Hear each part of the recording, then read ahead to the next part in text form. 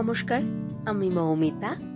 আমার কবিতা পাঠ চ্যানেলে আমার সকল শ্রোতা বন্ধু এবং দর্শক বন্ধুকে আন্তরিক শুভকামনা জানিয়ে আজকের গল্প পাঠ শুরু করছি। আজ আমি আপনাদেরকে পড়ে শোনাব নিমাই ভট্টাচার্যের লেখা গল্প বিধির বিধান। শুনতে থাকুন আজকের গল্প বিধির বিধান।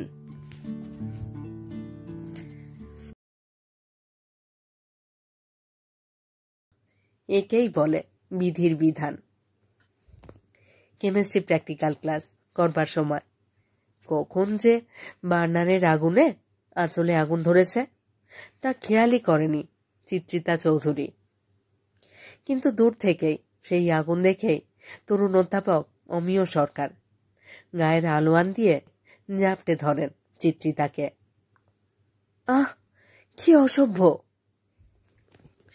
চিত্রিতা অত্যন্ত ঘৃণার সঙ্গে কথাটা বললেও ওর ব্যাচমেট 5-6 জন ছেলে মেয়ে একসঙ্গে চিৎকার করে বলে ওঠে, চিত্রিতা, আজ তুই বেঁচে গেলি। স্যার ওইভাবে জড়িয়ে না ধরলে আজ তোকে আর বাঁচতে হতো না। অমিয় বাবু খুব জোরে একটা দীর্ঘশ্বাস ফেলে বলেন, চিত্রিতা, আই অ্যাম সরি, কিন্তু তোমাকে বাঁচাতে বাধ্য হয়েই। ওর কথার মাঝখানে চিত্রিতা বলে, স্যার, আপনাকে অসভ্য বলে খুব অন্যায় করেছি আমি, আপনি আমাকে ক্ষমা করে দিন। অমিয়বাবু একগাল হেসে বলেন, না না, তুমি কোনো অন্যায় করনি। তুমি কচি বাচ্চা না, এমএসসি ক্লাসের ছাত্রী। হঠাৎ কোনো পুরুষ মানুষ জড়িয়ে ধরলে। স্যার প্লিজ ওই কথা আর বলবেন না, আমি হঠাৎই। চিত্রিতা মুহূর্তের জন্য ওর চোখে চোখ রেখেই বলে, স্যার, আমার জন্য আপনার অত দামি শালটা নষ্ট হলো। তোমার জীবনের চাইতেও কি আমার শাল দামি? অমিয়বাবু সঙ্গে সঙ্গে প্রসঙ্গ বদলে অন্য ছাত্রছাত্রীদের দিকে তাকিয়ে বলেন, বিভাস, জয়া, শতরূপা, তোমরা কয়েকজন মিলে চিত্রিতাকে বাড়ি পৌঁছে দিও। স্যার, ওদের যাবার দরকার নেই, আমি একাই যেতে পারবো। অমিয়বাবু একটু হেসে বলেন, চিত্রিতা, তোমার দরকার না থাকলেও ওরা তোমার সঙ্গে আজ গেলে ভালো হয়। না, চিত্রিতা আর তর্ক করেনি।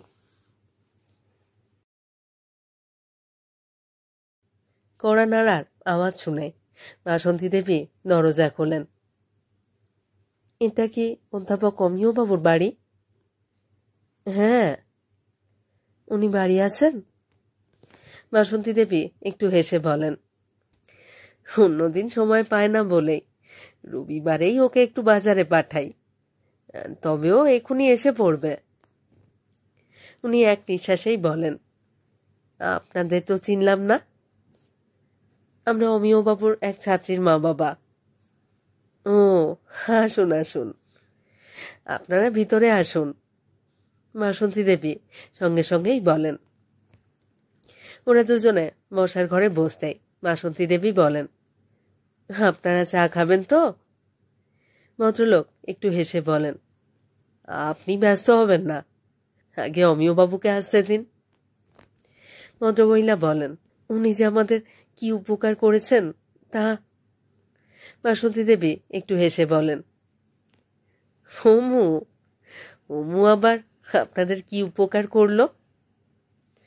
উনি আমার মেয়েকে মৃত্যুর হাত থেকে বাঁচিয়েছেন। কি বলছেন আপনি? হ্যাঁ দিদি, আমি ঠিকই বলছি। ঠিক সেই সময় অমিয়বাবু দরজা ঠেলে বাড়িতে ঢুকতেই বাসন্তী দেবী বলেন, ওমু, আয় আয়, এদিকে আয়, দেখ কারা এসেছেন। অমিয়বাবু ওর ঘরে আসতেই ওনার স্বামী স্ত্রীতে উঠে দাঁড়ান। তারপর ভদ্রলোক 2 হাত জোর করে বলেন, নমস্কার, আমি আপনার ছাত্রী চিত্রিতার বাবা সুবিনয় চৌধুরী, আর ইনি চিত্রিতার মা পূরবী। নমস্কার। পূরবী দেবী বলেন, আপনি যেভাবে আমাদের মেয়ের প্রাণ বাঁচিয়েছেন সেদিন আমরা সারা জীবনেও শোধ করতে পারবো না। দয়া করে ঋণের কথা বলবেন না। আমার বদলে অন্য যে কেউ থাকলেই। ওকে কথাটা শেষ করতে না দিয়ে সুবিনয়বাবু বলেন, যখন আমাদের মেয়ের শাড়িতে আগুন লাগে তখন তো ল্যাবরেটরিতে অনেক ছেলে মেয়ে ছিল, কিন্তু আপনিই তো মুহূর্তের মধ্যে ছুটে গিয়ে শাল দিয়ে জড়িয়ে না ধরলে কখনোই আগুন নিভত না। উনি এক নিঃশ্বাসেই বলেন, আর কয়েক সেকেন্ড দেরি হলে বোধহয় আমরা মেয়েটাকে হারাতাম। বাসন্তী দেবী অবাক হয়ে ছেলেকে বলেন, হ্যাঁ রে অমু, কি হয়েছিল? মা, সেরকম কিছু না, সেরকম বিশেষ কিছু না। সুবিনয় বাবু ওর কথার মাঝখানেই সেদিনের ঘটনাটি জানিয়ে বলেন, দিদি, আপনার ছেলের আলো আন্টি দেখলেই বুঝবেন আমাদের মেয়েকে কি বিপদ থেকে উনি বাঁচিয়েছেন। আমার ছেলে যা করেছে তা তো সবারই করা উচিত। সে যাই হোক, যে মেয়ে এতই মন দিয়ে ল্যাবরেটরিতে কাজ করছিল, যে আঁচলে আগুন লাগলেও তা খেয়াল করে না, তাকে দেখতে খুব ইচ্ছে করছে। পূরবী দেবী সঙ্গে সঙ্গে একগাল হেসে বলেন, আমি আজ বিকেলেই মেয়েকে আপনার কাছে পাঠিয়ে দেব দিদি। হ্যাঁ হ্যাঁ, পাঠিয়ে দেবেন। 5টার একটু পরে কড়া নাড়ার আওয়াজ। বাসন্তী দেবী দরজা খুলতে মেয়েটি ওকে প্রণাম করে বলে, আমি চিত্রিতা চৌধুরী, অমিয় স্যারের ছাত্রী। বাসন্তী দেবী একটু হেসে ওর একটা হাত ধরে বলেন, এসো মা, ভিতরে এসো। মশার ঘরে পা দিয়েই চিত্রিতা বলে, স্যার আছেন তো? না মা, ও বাড়ি নেই। বাসন্তী দেবী এক নিঃশ্বাসেই বলেন, ওমু এমএসসি পরীক্ষায় অসম্ভব ভালো ফল করায় ইন্ডিয়ান কেমিক্যাল সোসাইটি। ওকে তাদের বার্ষিক উৎসবে আচার্য প্রফুল্লচন্দ্র রায় স্বর্ণপদক দেবে। তাই তো ও সকাল 9টার মধ্যেই চলে যায়, তবে বলেছে বিকেলের মধ্যেই ফিরবে।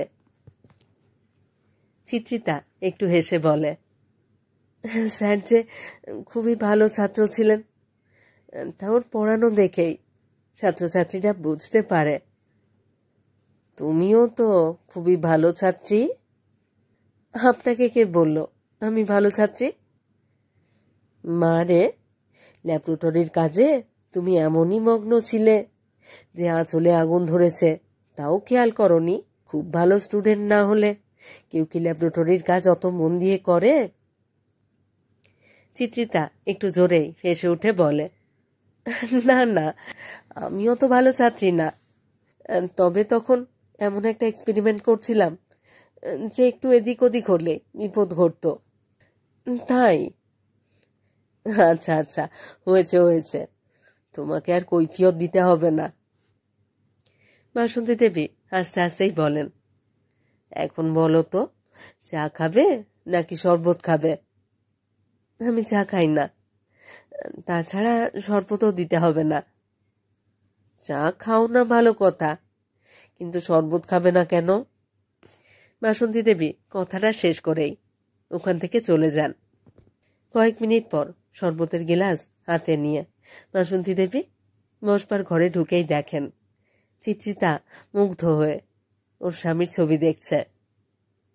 কয়েকটি মুহূর্ত চুপ করে থাকবার পর বাসন্তী দেবী বলেন, চিত্রিতা, শরবত নাও। চিত্রিতা ঘুরে দাঁড়িয়ে শরবতের গিলাসটা হাতে নিয়ে বলে, মাসিমা, এই ছবিটা কার? তোমাদের স্যারের বাবার। উনি কি দারুণ হ্যান্ডসাম ছিলেন। বাসন্তী দেবী একটু হেসে গর্বের সঙ্গেই বলেন, উনি শুধু দেখতেই ভালো ছিলেন না, অত্যন্ত সুপুরুষ ছিলেন। হ্যাঁ, ছবি দেখে তা বেশ বুঝতে পারছি। চিত্রিতা সঙ্গে সঙ্গে একটু হেসে বলে, তাছাড়া মা বাবার দৌলতে স্যারও তো খুবই হ্যান্ডসাম। হ্যাঁ, ও অনেকটা ওর বাবার মতোই হয়েছে। তবে আপনার মুখের সঙ্গেও, আপনার মুখ চোখের সঙ্গেও স্যারের মুখ চোখের খুব মিল আছে মাসিমা। বাসন্তী দেবী একটু হেসে বলেন, হাজার হোক, আমার পেটে যখন হয়েছে তখন আমার সঙ্গে ওর কিছু মিল তো থাকবেই। উনি সঙ্গে সঙ্গেই বলেন, আর কথা না বলে এখন শরবত খাও। হ্যাঁ মাসিমা, খাচ্ছি। শরবতের গ্লাসে শেষ চুমুক দিয়েই চিত্রিতা বলে, মাসিমা, মেসোমশাই কবে মারা গিয়েছেন? বাসন্তী দেবী একটু ম্লান হাসি হেসে বলেন, সে অনেকদিন হয়ে গেল মা। অনেকদিন মানে? অনেকদিন মানে আমাদের বিয়ের 7 বছর পর তোমাদের স্যারের জন্ম, আর তার ঠিক 1.5 বছর পর উনি মারা যান। অমন সুপুরু চেহারার মানুষ হঠাৎ কি অসুখে মারা গেলেন? উনি কোনো অসুখে মারা যাননি মা। তবে মাসিমা, একটা চাপা দীর্ঘশ্বাস ফেলে বাসন্তী দেবী বলেন, ব্ল্যাক কোবরা বলে মা। কি বলছেন মাসিমা, কি বলছেন আপনি? চিত্রিতা অবাক হয়ে বলে, কলকাতা শহরে ব্ল্যাক কোবরা?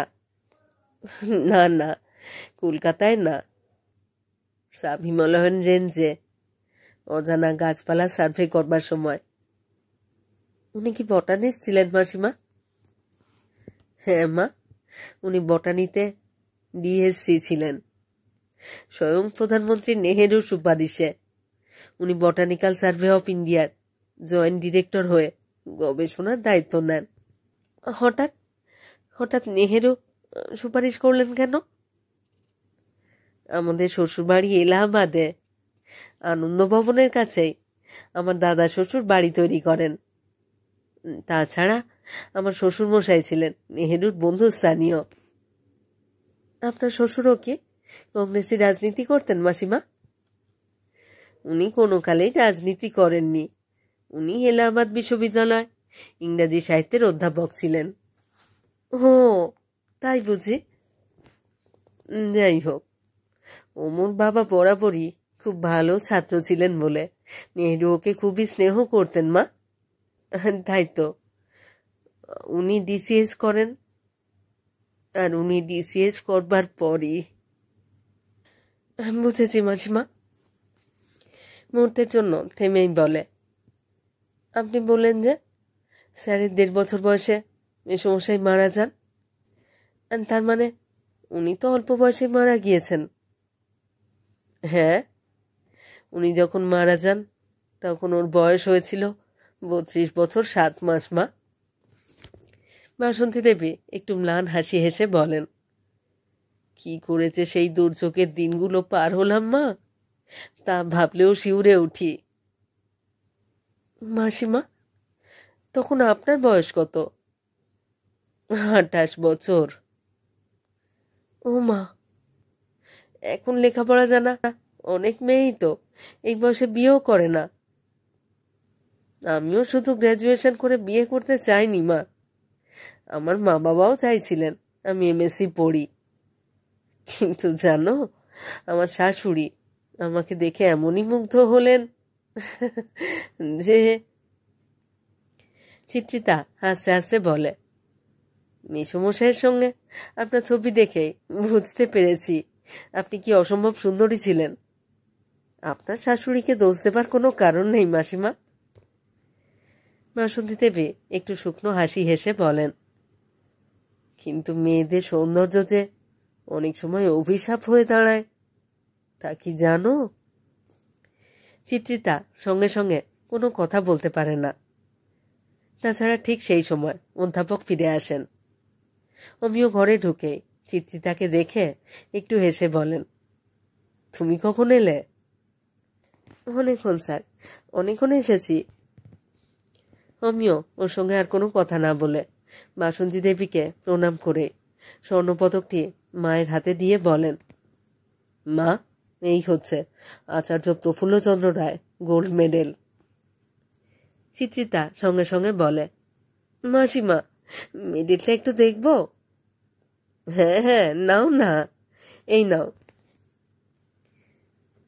পদকে খোদাই করা লেখাটি পড়ে চিত্রিতা চোখ দুটো বড় বড় করে বলে, মাসিমা, 10 বছরের মধ্যে ক্যালকাটা ইউনিভার্সিটির কেমিস্ট্রির এমএসসি পরীক্ষায় যে সবচাইতে বেশি নম্বর পেয়েছে তাকেই এই স্বর্ণপদক দেওয়া হয়।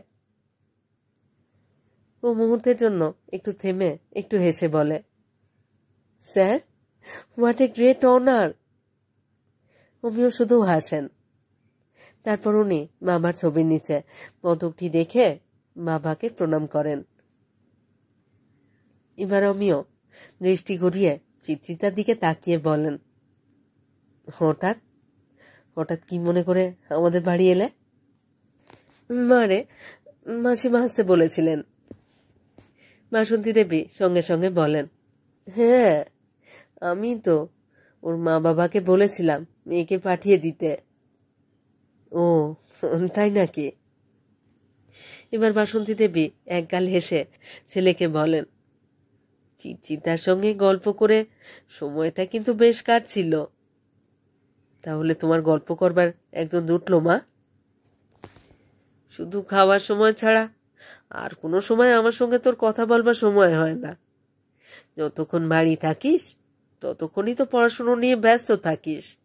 এবার উনি একটা চাপা দীর্ঘশ্বাস ফেলে বলেন, আমি কিন্তু একলা থাকতে থাকতে সত্যি হাঁপিয়ে উঠি বাবা। এতক্ষণ চুপ করে থাকবার পর চিত্রিতা বলে, মাসিমা, এবার থেকে সময় সুযোগ পেলে আমি মাঝে মাঝে আপনার কাছে আসব। হ্যাঁ হ্যাঁ, নিশ্চয়ই এসো। চিত্রিতা ওদের দুজনকে প্রণাম করে বিদায় নেয়। পরের দিন কলকাতার সব খবরের কাগজেই খবরটি বেরুতেই শুরু হলো অভিনন্দনের পর্ব। সাত সকালে ঘুম ভাঙতে না ভাঙতেই পাড়ার সর্বজন শ্রদ্ধেয় জেঠু সুবীর সরকারে এসে হাজির। অমিও দরজা খুলতে সুবীরবাবু ওকে দুহাত দিয়ে বুকের মধ্যে জড়িয়ে ধরে বলেন, 10 বছরের মধ্যে হাইয়েস্ট মার্কস পাওয়া কি সহজ ব্যাপার? সত্যি, it's a great achievement and great recognition. অমিও সবিনয় ওকে প্রণাম করে। সুবীরবাবু বিদায় নেবার প্রায় সঙ্গে সঙ্গে হেডমাস্টার বিকাশবাবু এসে হাজির। অমিও তার শ্রদ্ধেয় হেডমাস্টারকে প্রণাম করতেই বিকাশবাবু একগাল হেসে বলেন, তোর একজন শিক্ষক বলে গর্বে আমার বুক ভরে যাচ্ছে। হাজার হোক, কেমিস্ট্রির কৃতি ছাত্র হিসেবে আচার্য প্রফুল্লচন্দ্র স্বর্ণপদক লাভ করা নিঃসন্দেহে অত্যন্ত কৃতিত্বের ব্যাপার। পাড়ার আরো অনেকেই এলেন ওকে অভিনন্দন জানাতে। অমিও ইউনিভার্সিটি যাবার জন্য যখন তৈরি হচ্ছে তখনই নন্দিনী প্রায় লাফাতে লাফাতে এসে হাজির। নন্দিনী হাসতে হাসতে বাসন্তী দেবীকে দুহাত দিয়ে জড়িয়ে ধরে বলে, দিদা, অমু কাকু গোল্ড মেডেল পাওয়ার পর যদি আমাদের পাহাড় স্ট্রিটের কোনো রেস্তোরাঁয় না খাওয়ায় তাহলে কিন্তু রটিয়ে দেব। অমু কাকু কে ফোন। অমিও হাসতে হাসতে বলেন, মা দেখেছ, অফিসদার সোমা বৌদি আদর দিয়ে দিয়ে মেয়েটাকে একটা বাঁদর তৈরি করছে। বাসন্তী দেবী নন্দিনীর মাথায় মুখে হাত বুলিয়ে দিতে দিতে বলেন, তুই কখনো আমার কাছে নন্দিনী দিদির নিন্দা করবি না কিন্তু অমু। এর মতো মিশুকে উদার মেয়ে তুই কোথাও দেখেছিস? উনি এক নিঃশ্বাসেই বলেন, গত বছর যখন আমার পা মচকে যায় তখন পুরো 1 সপ্তাহ নন্দিনী দিদি সাহায্য না করলে আমি তো তোকে খেতে দিতেও পারতাম না। আমিও একটু হেসে বলে, আমিও কি তোমার এই নাতনিকে কম ভালোবাসি মা? নন্দিনী হাসতে হাসতে বলে, অমু কাকু, I know you love me, কিন্তু আমাকে একদিন পার্ক স্ট্রিটে খাওয়াতেই হবে।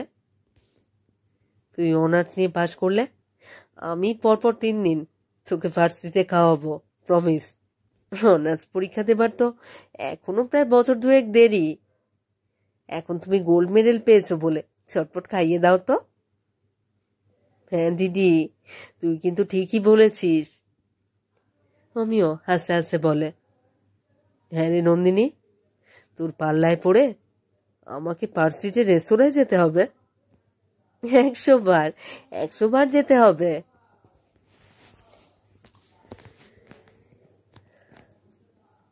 বিশ্ববিদ্যালয় অনেকেই অমিয়কে অভিনন্দন জানালেন, তবে অপ্রত্যাশিত অভিনন্দন পেলেন ছাত্রছাত্রীদের কাছ থেকে। অমিয়বাবু ক্লাসে ঢুকতেই শুরু হলো পুষ্পবৃষ্টি। তারপর ছাত্রছাত্রীদের পক্ষ থেকে দিলীপ মিত্র আর প্রেরণা চ্যাটার্জি ওদের প্রিয় অধ্যাপকের হাতে তুলে দেয় গোলাপ ফুলের একটা বিরাট তোড়া। এরপরই পার্থ সেন আর সুজাতা রায় ওর হাতে দেয় বিরাট একটা কেক, আর সেই কেকের উপরে লেখা, doctor Amiya Sarkar, we are proud to B your students. মুগ্ধ বিস্মিত অমিয়বাবু বলেন, তোমরা এমন কাণ্ড করলে যেন আমি নোবেল প্রাইজ পেয়েছি।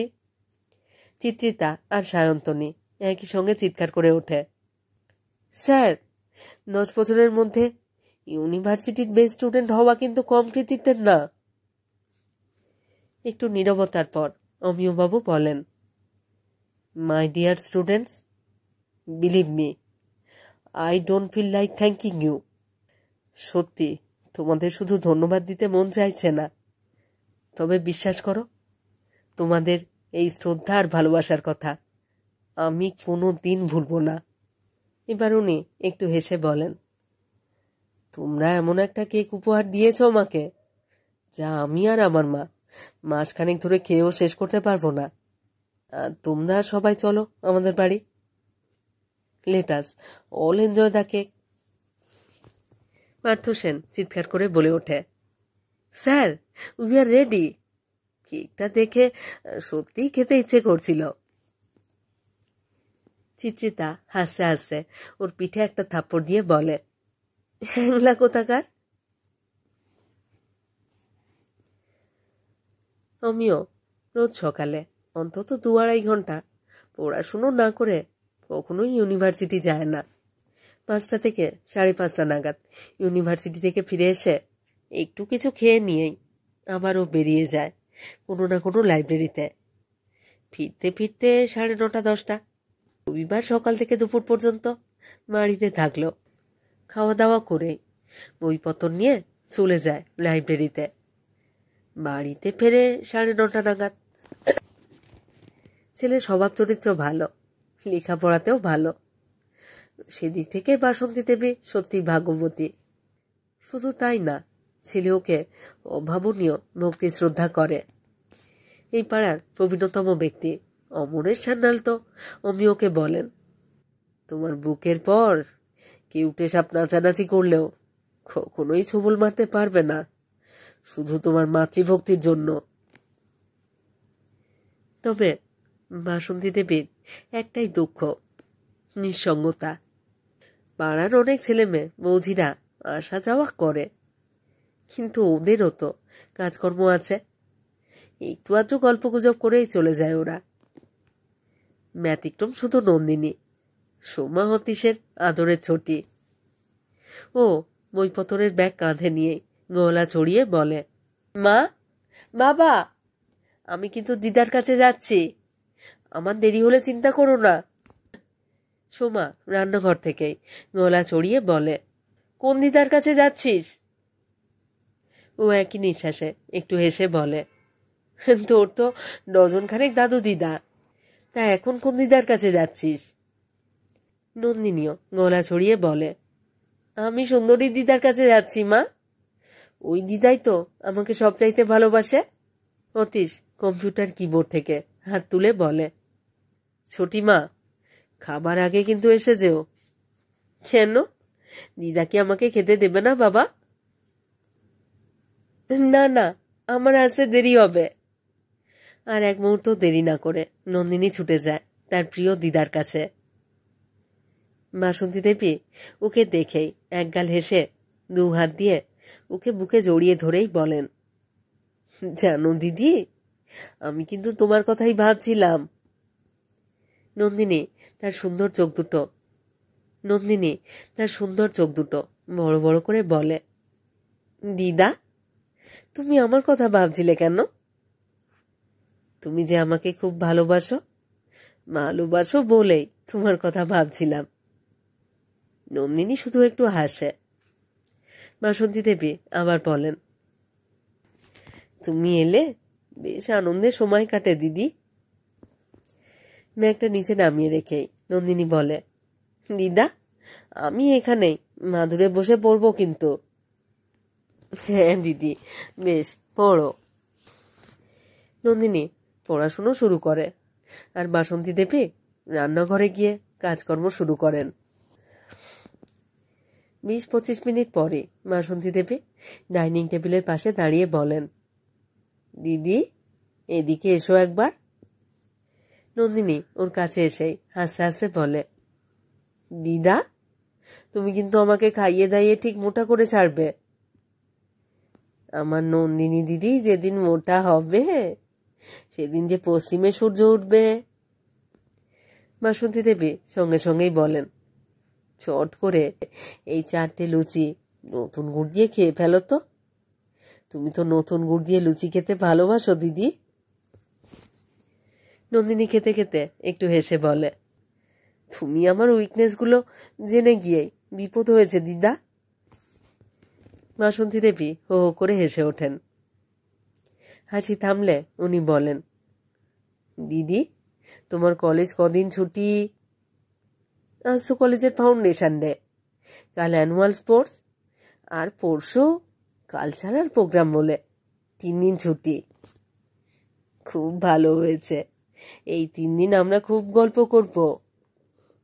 হ্যাঁ দিদা, 3 দিন সকাল থেকে সন্ধে পর্যন্ত আমি তোমার কাছে থাকবো। অমু কাকু ইউনিভার্সিটি থেকে ফিরে এলে তবে আমি বাড়ি যাব। মা বাবা চিন্তা করবে না তো দিদি?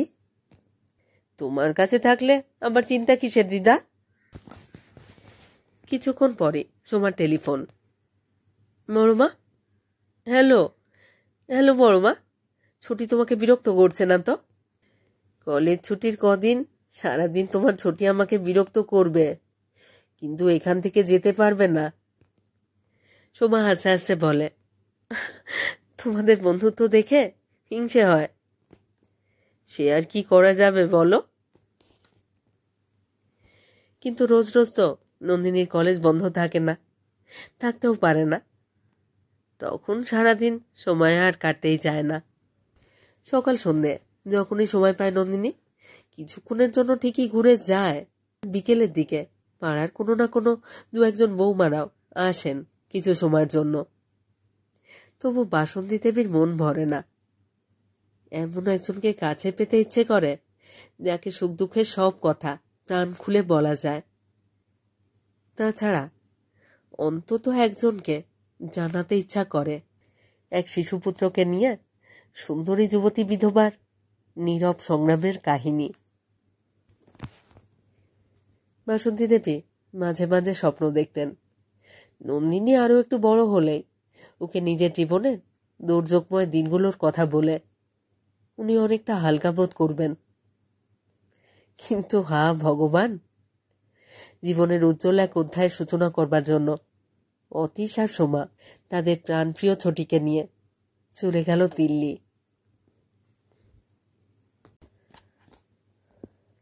টিং টং। বাসন্তী দেবী দরজা খুলে চিত্রিতাকে দেখে সত্যি অবাক না হয়ে পারেন না। একগাল হেসে বলেন, এসো মা, তুমি এসো এসো। চিত্রিতা বাড়ির ভিতরে পা দিয়ে বাসন্তী দেবীকে প্রণাম করে একটু হেসে বলে, কদিন ধরেই মাসিমা আপনাকে দেখতে খুব ইচ্ছা করছিল, তাই চলে এলাম। ড্রয়িং রুমের দরজায় পা দিয়েই বাসন্তী দেবী বলেন, ইউনিভার্সিটির ক্লাস না করেই চলে এলে? আজ আমাদের ব্যাচের কোনো ক্লাস নেই বলেই চলে এলাম মাসিমা। খুব ভালো করেছ। চিত্রিতার হাত ধরে পাশে বসিয়ে বাসন্তী দেবী বলেন, আমিও কিন্তু কদিন ধরে তোমার কথাই ভাবছিলাম। হঠাৎ হঠাৎ আমার কথা ভাবছিলেন কেন? ভাবছিলাম অন্তত টেলিফোন নম্বরটা জানলেও মাঝে মাঝে তোমার সঙ্গে কথা বলতে পারতাম। হ্যাঁ মাসিমা, আপনাকে টেলিফোন নম্বর দিলে ভালো হতো। যাই হোক, আজ কিন্তু ঠিক দিয়ে যাব। আপনার টেলিফোন নম্বরও লিখে নেব। হ্যাঁ, তাহলে যার যখন সময় হবে সে টেলিফোন করতে পারবে। যাই হোক, দুপুরে রোদ্দুরের মধ্যে এসেছে বলে বাসন্তী দেবী চিত্রিতার হাতে ঠান্ডা শরবতের গিলাস তুলে দিতেই ও হাসতে হাসতে বলে, আপনার স্টকে কত রকমের স্কোয়াশ আছে বলুন তো? কি করব মা, ওমর এক এক বন্ধু বান্ধবী এক এক রকমের স্কোয়াশ খেতে চায়, তাই তো। স্যারের বন্ধু বান্ধবী মানে? মানে যারা ওর সঙ্গে পড়াশুনো করেছে। ও, বাসন্তী দেবী একটু হেসে বলেন, আমার ছেলের সব চাইতে দুই পুরনো বন্ধুরা হচ্ছে অপূর্ব আর মণিমালা। ওরা দুজনেই ডাক্তার হয়েছে। আচ্ছা। ঘটনাচক্রে মণিমালার স্বামী চিত্তব্রত আমার ছেলেরই বন্ধু। ভেরি ইন্টারেস্টিং মাসিমা। বাসন্তী দেবী আবার হাসতে হাসতে বলেন, ওরা খুব বেশি আসার সময় পায় না, কিন্তু যেদিনই আসুক তিনজনে একসঙ্গেই আসবে। আর ওরা তিনটে এলে মনে হয় আমাদের বাড়িতে ডাকাত পড়েছে। চিত্রিতাও হাসতে হাসতে বলে, বলেন কি মাসিমা? হ্যাঁ মা, সত্যি তাই। উনি মুহূর্তের জন্য থেমে বলেন, তিনজনেরই কারোর মা নেই, আমাকেই ওরা মা বলে। তাই তো, ওরা উৎপাত করলেও ভালো লাগে। একটু চুপ করে থাকবার পর চিত্রিতা বলে, মাসিমা, আমার দু তিনজন বন্ধু আপনার কাছে আসতে চায়। হ্যাঁ হ্যাঁ, ওদেরও আসতে বলো। ওরা কি আমার সঙ্গেই আসবে? তবে আবার কি? বাসন্তী দেবী সঙ্গে সঙ্গেই বলেন, যেদিন ইচ্ছা ওদের নিয়ে এসো। তোমার সঙ্গে তোমার বন্ধুরা এলে আমার তো ভালোই লাগবে। চিত্রিতা একটু হেসে বলে, জানেন মাসিমা, ওরা আমার কাছে শুনেছে আপনার কাছে এলে যেমন কথাবার্তা বলে ভালো লাগে, সেই রকমই বেশ মনের মতো খেতে পাই। সেই লোভেই তো ওরা আপনার কাছে আসতে চায়। বেশ, আমাকে একটু আগে জানিয়ে দিও ওদের কবে নিয়ে আসবে। আমি চেষ্টা করব ভালো মন্দ কিছু তৈরি করে রাখতে। আর এইভাবে মেলামেশা করতে করতে চিত্রিতা খুবই প্রিয় পাত্রী আর কাছের মানুষ হয়ে ওঠে বাসন্তী দেবীর।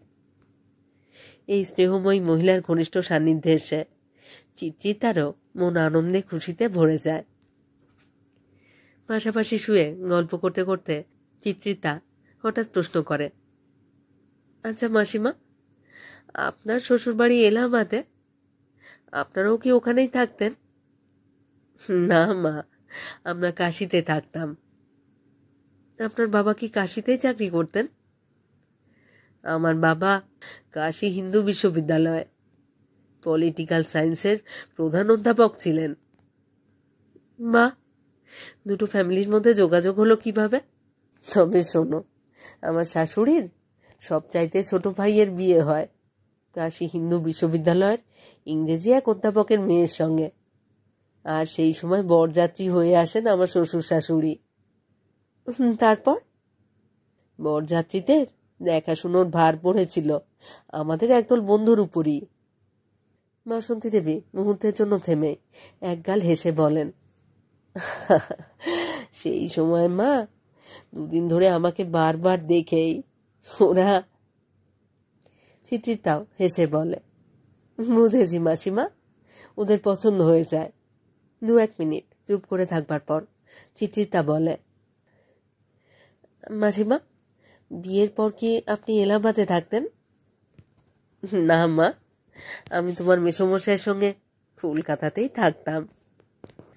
আর মেসোমশাইয়ের ওই রকম ট্র্যাজিক মৃত্যুর পর আপনি কি 1.5 বছরের ছেলেকে নিয়ে কলকাতাতেই থাকতেন মাসিমা?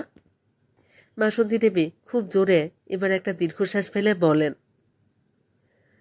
মা, সেই সময় কটা বছর যে কিভাবে কাটিয়েছি তা ভাবলেও শিউরে উঠি। শিউরে ওঠেন কেন? হ্যাঁ হ্যাঁ, শিউরে উঠি মা। কিন্তু কেন মাসিমা? সত্যি শুনতে চাও? আপনার আপত্তি না থাকলে। ওকে কথাটা শেষ করতে না দিয়ে বাসন্তী দেবী বলেন, জানো, লজ্জায় দ্বিধায় ছেলেকে সেসব দিনের কথা বলতে পারিনি আমি, কিন্তু হাজার হোক তোমার মতো মেয়েকে বলতে আমার কোনো আপত্তি নেই।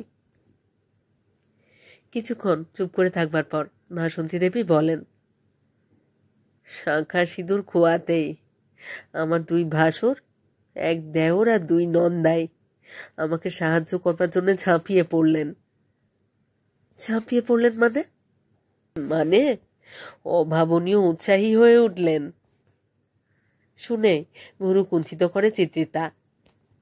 বাসন্তী দেবী বলেন, আমার বড় ভাসুর আমার স্বামীর চাইতে 6 বছরের বড় ছিলেন। উনি পাটনায় ডাক্তারি করতেন। আমার বড় যা এসে আমাকে পাটনায় নিয়ে গেলেন। তারপর 7-10 দিন পরের কথা, রাত্রে খাবার সময় বড় ভাসুর আমাকে বললেন, দেখো বৌমা, তুমি চুপচাপ এইভাবে কতদিন বসে থাকবে? তোমাকে কোনো না কোনো কাজ করতেই হবে, আয় করতে হবে, যাতে তুমি ছেলেকে মনের মতো করে মানুষ করতে পারো। হ্যাঁ বড়দা, আমিও তো তাই চাই। আমি ভাবছিলাম কি, তুমি যদি আমার সঙ্গে পেশেন্টদের দেখবার সময় যাও, তাহলে আস্তে আস্তে নার্সিংটা শিখে যাবে, আর ভবিষ্যতে তুমি স্বাধীনভাবে জীবন কাটাতে পারবে। এসব শুনে বড় যা বলেন, বাহ, এ তো খুবই ভালো আইডিয়া। উনি সঙ্গে সঙ্গে বলেন, কিরে বাসন্তী, তোর কি মত? মানে আমি তো অনার্স নিয়ে বিএসসি পাস করেছি, তাই ভাবছিলাম কোনো স্কুলে পড়াবার সুযোগ পেলে খুব ভালো হতো। ডাক্তার ভাসুর বলেন, তুমি খবরের কাগজ দেখে অ্যাপ্লাই করো, আর আমিও চেষ্টা করছি যাতে তুমি কোনো স্কুলে চাকরি পাও। তবে যতদিন না পাও ততদিন আমার সঙ্গে ঘোরাঘুরি করে আস্তে আস্তে নার্সিংটা শেখো, শুরু করো। হ্যাঁ বড়দা, তা করতে পারি। চেম্বারে কোনো মহিলা পেশেন্ট এলে অথবা পাটনা শহরে কোনো মহিলা পেশেন্টকে দেখতে যাবার সময় বাসন্তী দেবী ভাসুরের নির্দেশ মতো কাজ করতেন। 2-4 দিন অন্তরই ভাসুর রাত্রে খাবার সময় ভাতৃবধূর প্রশংসা করেন। উনি একটু হেসে স্ত্রীকে বলেন, বুঝলে সবিতা, তোমার ছোট বোন সায়েন্সের স্টুডেন্ট ছিল বলেই চট করে অনেক নতুন জিনিস শিখে নিতে পারছে। বাসন্তীর মতো বুদ্ধিমতী মেয়ে পারবে না তো কে পারবে? এইভাবে মাসখানেক কেটে যাবার পর ডাক্তার সাহেব একদিন রাত্রে চেম্বার থেকে বাড়ি ফেরবার সময় হঠাৎ বাসন্তীকে 1 হাত দিয়ে কাছে টেনে 100 টাকার কয়েকটা নোট সামনে ধরে বলেন, এটা ধরো, কিন্তু তোমার দিদি যেন জানতে না পারেন। বাসন্তী আলতো করে নিজেকে ছাড়িয়ে নিয়ে বলেন, সরি বড়দা, আমি টাকা নিতে পারবো না। তুমি কাজ করবে, টাকা নেবে না কেন? টাকা নেবার মতো কাজ করতে পারলে নিশ্চয়ই টাকা নেব। না, ডাক্তার ভাসুরের অনেক অনুরোধ উপরোধ সত্ত্বেও বাসন্তী দেবী একটাও টাকা নিলেন না। তারপর মাসখানেক বেশ ভালোভাবেই কাটল। হঠাৎ সেদিন ডাক্তার সাহেব হন্তদন্ত হয়ে বাড়িতে ঢুকে বেশ উত্তেজিত হয়ে স্ত্রীকে বললেন, সবিতা, সবিতা, গয়ার যমুনা প্রসাদের যে মেয়ের বিয়েতে আমরা গিয়েছিলাম, সে হঠাৎ খুব অসুস্থ হয়ে পড়েছে। আমাকে এখনই রওনা হতে হবে। বৌমাকেও বলো চট করে তৈরি হতে। বাসন্তী দেবী খুব জোরে এবার একটা দীর্ঘশ্বাস ফেলে চিত্রিতার একটা হাত ধরে বলেন, তুমি নিশ্চয়ই স্বীকার করবে মা যে সব মেয়েদেরই একটা 6th সেন্স আছে, যার জন্য তারা বুঝতে পারে ঠিকই পুরুষের মতলব। হ্যাঁ মাসিমা, ঠিক বলেছেন। আমিও গাড়িতে কিছু দূর যাবার পরই বুঝলাম বড় ভাসুর কোনো রুগী দেখতে গয়া যাচ্ছেন না। তাহলে তাহলে আপনাকে নিয়ে কোথায় যাচ্ছিলেন? পাটনা থেকে রওনা হবার ঘন্টা 2 পরে হঠাৎ বড় ভাসুর গাড়ি ঢোকালেন হাইওয়ের পাশে একটা পিডাব্লিউডির বাংলোয়। গাড়ি থামতেই চৌকিদার ছুটে এসে দুহাত জোড় করে প্রণাম করে বলল, প্রণাম ডাক্তার সাহেব। কোন ঘরে যাব? স্যার, আপনার জন্য তো সবসময় 1 নম্বর ঘরই ঠিক থাকে। তাহলে চলো ঘরে যাই। ঘরে ঢুকেই ডাক্তার সাহেব চৌকিদারকে বললেন, আমাদের দুজনকে চা খাওয়াও। হ্যাঁ স্যার, এখনই দিচ্ছি। চৌকিদার বেরিয়ে যেতেই বাসন্তী দেবী বলেন, মর্দা, গোয়া যাবেন না? না, তোমাকে নিয়ে এখানে এসেছি জরুরি কিছু কথা বলবো বলে। ব্যাপারটা যে জরুরি তা বেশ বুঝছি। বেশ, বলুন কি বলবেন। ব্যস্ত হচ্ছ কেন? পরে ধীরে সুস্থে বলবো। পাটনা ফিরবেন কখন মর্দা? ভেবেছি রাত্রিটা এখানেই কাটাবো। ঠিক আছে, আপনি থাকুন, আমি কিন্তু এখনই পাটনা ফিরে যাচ্ছি।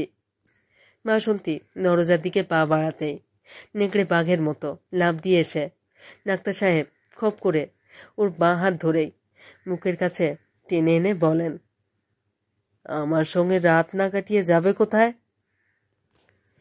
ডাক্তার সাহেবের মুখের কথা শেষ না হতেই বাসন্তী শরীরের সমস্ত শক্তি দিয়ে ঠাস করে এক চড় মারেন ওর মুখে, আর অত্যন্ত তাচ্ছিলের সঙ্গে বলেন, ছোট ভাইয়ের স্ত্রীর সর্বনাশ করবার আগে গলায় দড়ি দিতে পারেন না, স্কাউন্ড্রেল, ডিচ। বাসন্তী দেবী চাপা দীর্ঘশ্বাস ফেলে বলেন,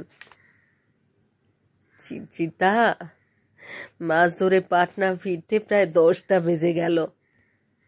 বাড়িতে ঢুকেই আমার আর ছেলের জামা কাপড় সুটকেসে ভরে মুখে কোলে নিয়ে বেরোবার সময় বড়জাকে বললাম, দিদি, আপনার স্বামী রক্ষিতা হয়ে বেঁচে থাকবার জন্য আমার জন্ম হয়নি। সবিতা দেবী কিছু বললেন না মাসিমা? হ্যাঁ, উনি বললেন, আমার স্বামী সম্পর্কে আর একটা বাজে শব্দ উচ্চারণ করলে তোমাকে আমি পিটিয়ে ঠান্ডা করে দেব। আপনি কি বললেন? আপনি কি বললেন শুনে? বললাম, ওই স্কাউন্ড্রেল ডিচটার গালে আমি 5টা আঙুলের দাগ রেখে এসেছি। দরকার হলে আপনার সুন্দর গালেও আমার 5টা আঙুলের দাগ বসাতে দ্বিধা করব না। তারপর কি করলেন? কাশিতে গেলেন বাবা মার কাছে? বাসন্তী দেবী একটু হেসে বলেন, আমার অদৃষ্ট এতই ভালো মা যে গত কবছরের মধ্যেই বাবা মাকেও হারিয়েছি। তবুও কাশিতেই গেলাম। কাশিতে আপনার কোনো আত্মীয় স্বজন ছিল? না। তাহলে? স্টেশনে নেমে সোজা চলে গেলাম আমার প্রিয় অধ্যাপক বিষ্ণুকান্ত চতুর্বেদীর কোয়ার্টারে। ওরা সবাই বিস্মিত হলেও অত্যন্ত আগ্রহের সঙ্গে আমাকে অভ্যর্থনা করলেন। তারপর আগের দিন সন্ধে থেকে মুখে কিছু খেতে দিতে পারিনি। তার উপর ছেলেকে কোলে নিয়ে যাদের পায়ের কাছে বসে রাত কাটিয়েছি। আপনিও তো মাসিমা কিছু খাননি? না মা, কিছু না। বাসন্তী দেবী মুহূর্তের জন্য থেমে বলেন, আমাদের না খাবার কথা শুনেই অধ্যাপকের স্ত্রী আমাদের দুজনকেই 2 গিলাস দুধ খেতে দিলেন। তারপর চান করে খেয়ে দেই মুখে পাশে নিয়ে ঘুমিয়ে পড়ি। হঠাৎ কেন কাশি এসেছেন তা ওদের বললেন? হ্যাঁ, রাত্রে ওদের ছোট মেয়ে শুতে যাবার পর বিষ্ণুকান্তবাবু আর তার স্ত্রীকে সব বললাম আমি। শুনে ওরা স্তম্ভিত। বেশ কিছুক্ষণ দুজনের কেউই কোনো কথা বলতে পারেন না। একটু সামলে নেবার পর বিষ্ণুকান্তবাবুর স্ত্রী বাসন্তীকে কাছে টেনে নিয়ে বলেন, তুই আমার বড় মেয়ের বয়সী, তাছাড়া দুজনে এক ক্লাসে বরাবর পড়েছিস। তাই তো, তুইও আমাদের মেয়েরই মতো, কিছু চিন্তা করিস না। বিষ্ণুকান্তবাবু বলেন, বাসন্তী, তুমি কি ভুলে গিয়েছ তোমার বাবা আমার ঘনিষ্ঠ বন্ধু ছিলেন? হ্যাঁ স্যার, জানি আমি সব। আপনি আর বাবা খুবই ভালো বন্ধু ছিলেন। তুমি কদিন বিশ্রাম নাও এখানে, তারপর আলাপ আলোচনা করে সব ব্যবস্থা করা যাবে।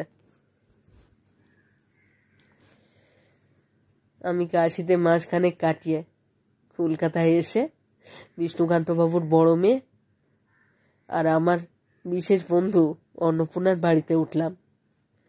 অন্নপূর্ণার স্বামী ছিল সিএসসির ইঞ্জিনিয়র, আর অন্নপূর্ণা নিজেও স্কুলে পড়াতো। ওদের কোনো ছেলে মেয়ে ছিল না বলে ওরা অমুকে কাছে পেয়ে সে কি আনন্দ। মাসিমা, অন্নপূর্ণার স্বামীর সঙ্গে আগে থেকেই আপনার পরিচয় ছিল? বিয়ের সময় একটু আধটু আলাপ হয়েছিল, তবে তখনই জানতে পারি নন্দকিশোর দাদাও কাশী হিন্দু বিশ্ববিদ্যালয় থেকে ইঞ্জিনিয়ারিং পাশ করেছেন। বাসন্তী দেবী মুহূর্তের জন্য একটু থেমেই হেসে বলেন, জানো চিত্রিতা, কলকাতায় এসে দেখলাম বিএইচইউ এর বহু স্টুডেন্টই এখানে চাকরি বাকরি করেন। সত্যি কথা বলতে কি, অন্নপূর্ণা আর ওর স্বামী ছাড়া বাবার এক ছাত্র স্টেট ব্যাংকের অফিসার মিশ্রজির সাহায্যে আমি ছেলেকে নিয়ে কলকাতায় এসে সিদ্ধি হতে পারলাম। চিত্রিতা একটু হেসে বলে, আর শ্বশুরবাড়ির লোকজন কলকাতায় আপনার কাছে আসেনি মাসিমা? হ্যাঁ, বড় ভাসুর আর বড় যা ছাড়া আর সবাই এসেছে। সবাইকেই পাটনার তিক্ত অভিজ্ঞতার কথা জানিয়ে বলেছি, ছেলে যতদিন না বড় হচ্ছে ততদিন আমি অন্য কোথাও যাব না। তারপর গিয়েছেন? হ্যাঁ, গিয়েছি। কোথায়? আমার নন্দাই ছিলেন দার্জিলিংয়ে, খুব বড় একটা চা বাগানের ম্যানেজার। ওমো স্কুল ফাইনালে সেকেন্ড হবার পরই ওই ননদ নন্দাইয়ের কাছে গিয়েছি। বাসন্তী দেবী মুহূর্তের জন্য থেমে হাসতে হাসতে বলেন, ননদের জন্য বোমকাই শাড়ি, আর নন্দাইয়ের জন্য রেমন্ডের স্যুটপিস ছাড়াও 1 বোতল প্রিমিয়াম স্কচ নিয়ে গিয়েছিলাম, সুতরাং খাতিরও পেয়েছিলাম যথেষ্ট। চিত্রিতা হাসতে হাসতে বলে, হঠাৎ স্কচ হুইস্কি নিয়ে গেলেন কেন? চা বাগানের ম্যানেজার মাতাল না হলে যে পরের দিন পূর্ব দিকে সূর্য উঠবে না মা। চিত্রিতা তার ডুয়ার্স এলাকার গাছপালাও জানে, তাই। চিত্রিতা হো হো করে হেসে ওঠে। বাসন্তী দেবী একটু হেসে বলেন, প্রথম কথা, কৃপা প্রার্থী হয়ে যায়নি, তাছাড়া বেশ দামি উপহার দিয়েছি বলে ওরাও খুব খাতির যত্ন করলো। ননদ নন্দাই আমাদের কার্সিয়াং, কালিম্পং, দার্জিলিং ছাড়াও গ্যাংটক পর্যন্ত ঘুরিয়ে আনলেন। একটু চুপ করে থাকবার পর চিত্রিতা বলে, মাসিমা, যদি কিছু মনে না করেন তাহলে একটা প্রশ্ন করতাম। তোমাকে মা এতই কাছের মানুষ মনে করি যে আমার জীবনের অত্যন্ত গোপন কথা জানাতেও দ্বিধা করিনি। তুমি কি মনে করো না মা, তোমাকে আমি নিজের মেয়ের মতন স্নেহ করি? হ্যাঁ মাসিমা, আপনি নিশ্চয়ই আমাকে মেয়ের মতোই স্নেহ করেন। তবে প্রশ্ন করতে দ্বিধা করছো কেন? আমি জানতে চাইছিলাম, ছেলেকে পড়াশুনো করাবার জন্য বা সংসার চালাতে টাকা কড়ির সমস্যা ছিল কিনা। না মা, টাকা কড়ির কোনো সমস্যা হয়নি। তোমার মেসমশাই কাজ করতে করতেই তো সাপের কামড়ে মারা যান, সেই জন্যই অফিস থেকে অনেক টাকা পায়। তাছাড়া ইন্স্যুরেন্স কোম্পানি থেকে প্রায় 3 লাখ টাকা পেয়েছি। শ্বশুরবাড়ি থেকে কিছু পাননি? সেই কথা পরে বলছি, তার আগে তোমাকে কয়েকটা কথা বলবো। হ্যাঁ বলুন। আজ আর হোক, শাশুড়ি তো ছেলের সঙ্গে আমার বিয়ে দেন, খুব স্বাভাবিকভাবে উনি আমাকে খুবই ভালোবাসতেন, আর শ্বশুরমশাইও আমাকে অত্যন্ত স্নেহ করতেন। উনি মুহূর্তের জন্য থেমে বলেন, বিয়ের পর বেশ কিছুদিন আমি এলাহাবাদে ছিলাম। সেই সময় আমি ওদের দুজনকেই খুবই দেখাশুনো করতাম। ওরা খুবই খুশি হতেন। হ্যাঁ, তা তো হবেনি। যাই হোক, আমি পাটনা থেকে হঠাৎ চলে আসবার খবর জেনেই শ্বশুর শাশুড়ি বুঝতে পেরেছিলেন কোনো বিশেষ কারণেই আমি ছেলেকে নিয়ে চলে এসেছি। তারপর মাসিমা, তারপর ওদের সঙ্গে আপনার যোগাযোগ হয়েছিল? আমি আলাদা বাড়িতে এসেই ছেলেকে স্কুলে ভর্তি করি। এদিক ওদিকের ব্যাংক অ্যাকাউন্টগুলো কাছাকাছি ব্রাঞ্চে ট্রান্সফার করাবার পর একটু নিশ্চিন্ত হয়ে শাশুড়িকে আমার ঠিকানা জানাই। উনি উত্তর দিয়েছিলেন মাসিমা? বাসন্তী দেবী একটু হেসে বলেন, হ্যাঁ, সপ্তাহখানেক পর উনি সশরীরে আমার বাড়িতে হাজির। আচ্ছা। আমাকে জড়িয়ে ধরে জানো ওর সে কি কান্না, আর কাঁদতে কাঁদতেই বারবার বলেন, আমি যখনই শুনলাম 1.5 বছরের ছেলেকে কোলে নিয়ে অনেক রাত্রিরে তোমার বড় ভাসুরের বাড়ি থেকে চলে গিয়েছ, আমি তখনই বুঝলাম খুব সিরিয়াস কিছু না ঘটলে তুমি ওভাবে চলে যেতে না। আপনি কিছু বললেন না মাসিমা? হ্যাঁ, পরে বলেছিলাম। কি বলেছিলেন? যা ঘটেছিল তাই বললাম। তা শুনে উনি কি বললেন? বললেন তার বড় ছেলে কলকাতায় ডাক্তারি পড়বার সময় বারবার ক্লাসের মেয়ে আর কয়েকজন নার্সের সঙ্গে জড়িয়ে পড়েছে, কিন্তু ভেবেছিলেন বিয়ের পরে এই বয়সে স্বভাব চরিত্র বদলেছে তার। তারপর উনি একটা দীর্ঘশ্বাস ফেলে বলেন, আমি স্বপ্নেও ভাবিনি বৌমা ও এত নীচ, এত জঘন্য চরিত্রের। তোমার সঙ্গেও। মাসিমা, এই সময় কি শ্বশুর শাশুড়ি আপনাকে সাহায্য করতেন? শ্বশুরমশাই প্রত্যেক মাসে 1000 টাকা পাঠাতেন নাতির পড়াশুনোর জন্য। তবে বছর 2 পর উনি মারা যান। কিন্তু ওর উইল অনুসারে আমার ছেলে 18 বছর বয়সে 2.5 লাখ টাকা পায়। আপনার শাশুড়ি বোধহয় বেঁচে নেই? না মা, শ্বশুর মারা যাবার বছর 3 পরই উনি মারা যান। আপনার অন্য ভাসুর আর দেওর কেমন মানুষ ছিলেন মাসিমা? আমি তো ওদের কাছে কোনোদিন থাকিনি মা, তবে ওরাও কোনোদিন আমার সঙ্গে খারাপ ব্যবহার করেনি। আপনার ছেলেকে ওরা ভালোবাসতেন? হ্যাঁ, খুবই ভালোবাসতেন। আপনারা ওদের বাড়ি যেতেন মাসিমা? ওমু যখন ছোট ছিল আমি কোথাও যেতাম না, ছেলেকে নিয়ে যেতাম না। তবে ছেলে বড় হবার পর উৎসব অনুষ্ঠানে 1-8 ঘন্টার জন্য ওদের বাড়ি দুজনে যেতাম। আপনার ভাসুর দেওর ননদরা বেঁচে আছেন মাসিমা? না মা।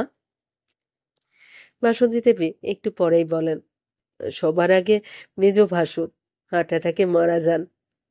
তারপর ননদ নন্দাই দার্জিলিং থেকে বাগডোগরা এয়ারপোর্টে যাবার পথে গাড়ি নিচে পড়ে যাওয়ায় মারা যান। ও মাই গড! চিত্রিতা না থেমে প্রশ্ন করে, আর আপনার বড় ভাসুর, তিনি কি বেঁচে আছেন? না, সেরিব্রাল অ্যাটাক হবার পর, শরীরের ডান দিকটা প্যারালিসিস হওয়ার পর প্রায় 6 বছর সম্পূর্ণ শয্যাশায়ী ছিলেন। তারপর মারা যান। আর ছোট দেওরে, তার কি খবর? তাদের খবরও খুব দুঃখজনক মা। ওদের একমাত্র ছেলে 22 বছর বয়সে ম্যালিগনেন্ট ম্যালেরিয়ায় মারা যাবার পর ওরা স্বামী স্ত্রীতে হরিদ্বারে থাকেন। তবে ওরা খুবই নিয়মিত 2-1 মাস অন্তরই আমাদের চিঠি লেখেন। আপনারাও ওদের চিঠি দেন? হ্যাঁ, আমরা ওদের চিঠি লিখি। আমিও ইউনিভার্সিটি রওনা হওয়ার পর বাসন্তী দেবী খবরের কাগজ হাতে নিতে মায়া 1 কাপ চা ওকে দিয়ে বলে, তুমি চা খেতে খেতে খবরের কাগজ পড়ো, আমি ততক্ষণে আনাজ কেটে কুটে দিচ্ছি। আনাজ কাটাকুটি করবার তাড়া নেই, তার আগে তুই কাপড় চোপড়গুলো কেচে দে। ঠিক আছে, তাহলে আমি বাথরুমে যাচ্ছি। 2-4 মিনিট পরে খুব জোরে কড়া নাড়ার আওয়াজ। বাসন্তী দেবী একটু বিরক্ত হয়ে খবরের কাগজ রেখে উঠে যান দরজা খুলতে অপূর্ব আর মণিমালা হাসতে হাসতে গলা চড়িয়ে প্রায় একই সঙ্গে বলে, মা, মা, এসে গেলাম। ওনার সঙ্গে সঙ্গে বাসন্তী দেবীকে প্রণাম করে। বাসন্তী দেবী ওদের দুজনের মাথায় হাত দিয়ে আশীর্বাদ করেই বলেন, আজ তোরা হাসপাতালে যাবি না? অপূর্ব বলে, মা, 1 সপ্তাহ ধরে আমরা নাইট ডিউটি দিয়েছি, তাই আজ ছুটি।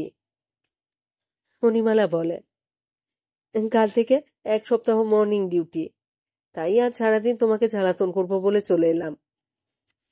চিত্ত এলো না কেন? শ্রীমান অফিসে গিয়েছেন। ও আজ ছুটি নিতে পারতো না? মা, তুমি ভুলে যাও কেন? ও বিদেশি ব্যাংকে চাকরি করে, যখন তখন ছুটি নিতে পারে না। সবই বুঝি, তবে চিত্ত এলে ভালো লাগতো। এইসব কথাবার্তা শুনে মায়া বাথরুম থেকে বেরিয়ে অপূর্ব আর মণিমালাকে দেখেই হাসতে হাসতে বলে, মাসিমা, আজ ডাক্তার ছেলে মেয়ের জন্য তোমাকে তো ভালো মন্দ রান্না করতেই হবে। তা তো করবই। অপূর্ব সঙ্গে সঙ্গে বলে, এই মালা, আজ তুই রান্না করে মাকে খাওয়া। No problem. মায়াদি, তুমি আমাকে একটু সাহায্য করবে তো? হ্যাঁ হ্যাঁ, করব। বাসন্তী দেবী বলেন, না না মালা, তোকে কিছু করতে হবে না, আমি রান্না করতে করতেই তোদের সঙ্গে গল্প করব।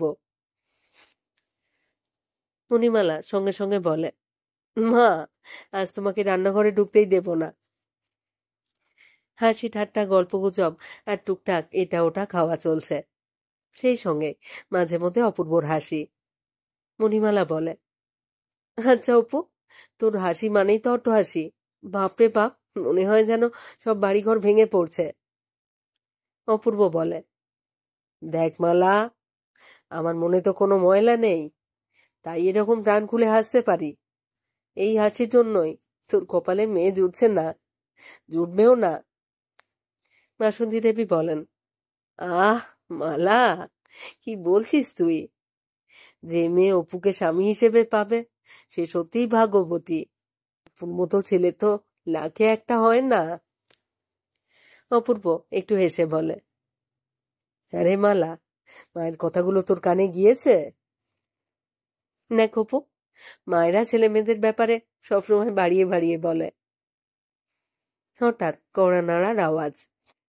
বাসন্তী দেবী বলেন, মায়া, দেখো তো কে এলো। দরজা খুলে মায়া একগাল হেসে গলা চড়িয়ে বলে, মা, তোমার সুন্দরী মেয়ে এসেছে। কে? চিত্রিতা? তবে আবার কে? মণিমালা রান্নাঘর থেকে বেরিয়ে এসে চিত্রিতাকে দেখে গলা চড়িয়ে বলে, মা, তোমার এই সুন্দরী মেয়েরই আঁচলে আগুন লেগেছিল? হ্যাঁ রে। উমা, এই মেয়েকে তুমি এখনো ছেড়ে রেখেছ? মণিমালার কথাবার্তা শুনে চিত্রিতা 2-1 পা এগিয়ে থমকে দাঁড়ায়। বাসন্তী দেবী ওকে বলেন, চিত্রিতা মা, এসো, আমার ছেলে মেয়ের সঙ্গে পরিচয় করিয়ে দিই। চিত্রিতা অত্যন্ত ধীর পদক্ষেপে এগিয়ে আসছে। বাসন্তী দেবী ওকে কাছে টেনে নিয়ে অপূর্ব আর মণিমালাকে দেখিয়ে বলেন, এরা দুজনেই আমার ছেলের সঙ্গে স্কুলে পড়তো মা। চিত্রিতা 2 হাত জোড় করে দুজনকে নমস্কার করেই একটু হেসে বলে, মাসিমা তো আপনাদের প্রশংসায় পঞ্চমুখ। মণিমালা খপ করে ওর একটা হাত ধরে বলে, কি আশ্চর্য, তুমি আমাদের মাকে মাসিমা বলো। চিত্রিতা অবাক হয়ে ওর দিকে তাকাতে মণিমালা বলে, প্লিজ মাকে মাসিমা বলবে না, মা বলবে, কেমন? অপূর্ব বলে, আচ্ছা মালা, তুই ব্যস্ত হচ্ছিস কেন? কিছুদিন পরে তো ওকে মা বলতেই হবে। বাসন্তী দেবী বলেন, আচ্ছা আচ্ছা, তোরা দুজনে কি শুরু করেছিস বলতো? কেন তোরা ওকে বিরক্ত করছিস? চিত্রিতা একটু হেসে বলে, না মা, ওরা বিরক্ত করছেন না। মণিমালা সঙ্গে সঙ্গে ওকে দুহাত দিয়ে জড়িয়ে ধরে বলে, ভেরি গুড, তুমি মাকে মা বললে, খুব ভালো লাগলো শুনতে।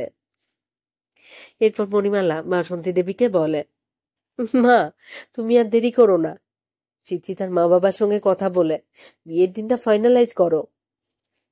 চিত্রিতা একটু হেসে বলে, দিদি, কার বিয়ের দিন ঠিক করবার কথা বলছেন? তুমি বুঝতে পারছো না কার বিয়ের কথা বলছি? না দিদি, বুঝছি না তো। আমাদের বন্ধুর সঙ্গে তোমার বিয়ের। ওকে কথাটা শেষ করতে না দিয়ে চিত্রিতা হো হো করে হেসে ওঠে। মণিমালা একটু বিরক্ত হয়ে বলে, হাসছো কেন? দিদি, আমি যে বিধবা। বাসন্তী দেবী প্রায় চিৎকার করে বলে ওঠেন, কি কি বললে? হ্যাঁ মা, আমি বিধবা। সে কথা তো তুমি আগে আমাকে বলনি। মা, আপনি তো আমার বিষয়ে কিছুই জানতে চাননি কখনো। আপনি নিজের জীবনের অনেক কথাই বলেছেন, কিন্তু। মণিমালা বলে, চিত্রিতা, কবে কবে তোমার বিয়ে হয়েছিল? দিদি, আমার মামা এয়ারফোর্সের গ্রুপ ক্যাপ্টেন, তারই উদ্যোগে আমি হায়ার সেকেন্ডারি পরীক্ষা দেবার পরপরই এক সদ্য কমিশন হওয়া ফ্লাইং অফিসারের সঙ্গে আমার রেজিস্ট্রি বিয়ে হয়। তারপর কথা ছিল আমি বিএসসি পাশ করবার পর আনুষ্ঠানিক বিয়ে হবে। আনুষ্ঠানিক বিয়ে হয়েছিল? না দিদি, তার প্রয়োজন হয়নি। কেন? দিল্লি সুব্রত পার্কে মামার কোয়ার্টারে রেজিস্ট্রি বিয়ের অনুষ্ঠান হয়। তারপর সবাই মিলে হই হই করে দুপুরের খাওয়া শেষ করে, আর ফ্লাইং অফিসার ফিরে যায় তার বেস ইন্ধনে।